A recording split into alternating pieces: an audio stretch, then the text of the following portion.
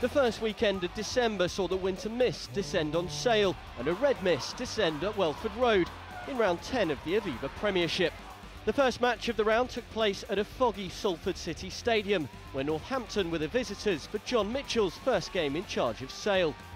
The Saints welcomed back Ben Foden and skipper Dylan Hartley to the starting lineup as they look to pile more misery on the struggling Sharks. 3 first-half tries from Jamie Elliott, Samani Tongaweya and Tom May looked to have done just that as the Saints built up a 27-3 half-time lead. But 13 unanswered points in the second half perhaps gave an indication of what the Mitchell regime could achieve as Sale fight for survival. In Friday's other game, Worcester Warriors were looking to continue their good run of form against league leaders Harlequins. And the Warriors made the perfect start when Samoan skipper David Lemmy crossed in the corner after just 2 minutes. Andy Good extended the visitors' lead, but the home side hit back with 3 Nick Evans penalties and this try from Matt Hopper just before the break. Evans extended the lead early in the second half before a brilliant break from Matt Grove set up Eric Claessens to finish. That try levelled the scores, but a moment of individual brilliance from Nick Evans rescued the game for Quins. Warriors had the consolation of a losing bonus point, but will be wary of the teams coming up below them. 2 of those sides met at the Cassam Stadium on Saturday as London Welsh hosted London Irish, with both sides looking to build a gap between themselves and Sale at the foot of the table. But the London Irish cause wasn't helped when Chris Halaafia was sent off for a dangerous tackle after just 10 minutes. Irish battled bravely, but the boot of Gordon Ross was the difference. The ex-Scotland international kicked 5 from 5 as Welsh overcame Irish 15-9. There were more red cards to come as Bath travelled to Welford Road.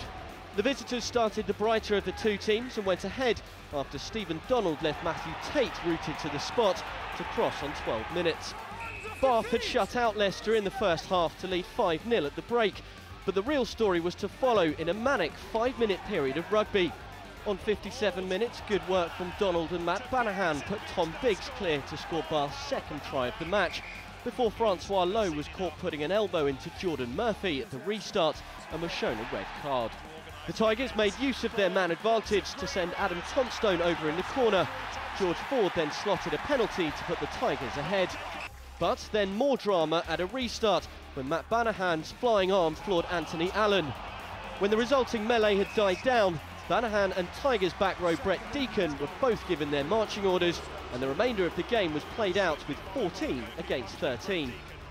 The Tigers eventually took the win, but expect plenty of fireworks when they visit the Rec in April.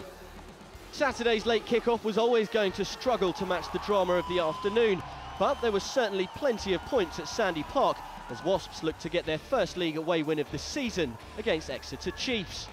Things looked promising early on when Elliot Daly outpaced the Chiefs' defence to cross in the corner. But a yellow card for Joe Simpson was punished to the full by the home side, who made the most of their man advantage to score twice. Tom Varndell did pull a try back for Wasps that meant the sides went in level at the break, but there was no coming back for Wasps in the second half when Elliot Daly was sent to the sin bin.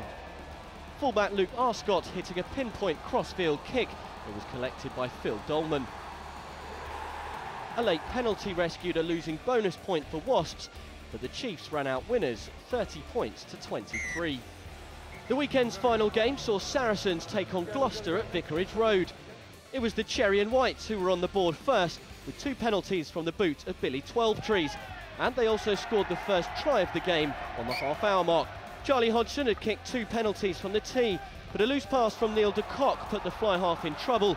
His clearance was charged down by Akapusi and Gira, and Dan Murphy won the race to touch the ball down. The boot of Hodgson kept the home side in touch before Gloucester scored their second try, and Gira this time the finisher as Gloucester stretched their lead to 5. But once again, Hodgson's boot closed the gap before Saracens scored just their 9th try of the season. Richard Wigglesworth on the end of some good handling from Hodgson and Chris Wiles. Twelvetrees kicked Gloucester to within 2 points, but Hodgson's 7th penalty of the afternoon sealed the win for the home side. So that win for Saracens keeps them in second place, just 1 point behind the league leaders Harlequins. Wins for the Saints and Leicester Tigers mean they both move ahead of Gloucester, who drop down to 5th. Behind them, the table remains largely unchanged, with Exeter occupying the final Heineken Cup spot and Sale still rooted to the bottom of the table. For more highlights, interviews and full match replays, as well as all the breaking news from the Aviva Premiership, make sure to visit premiershiprugby.tv.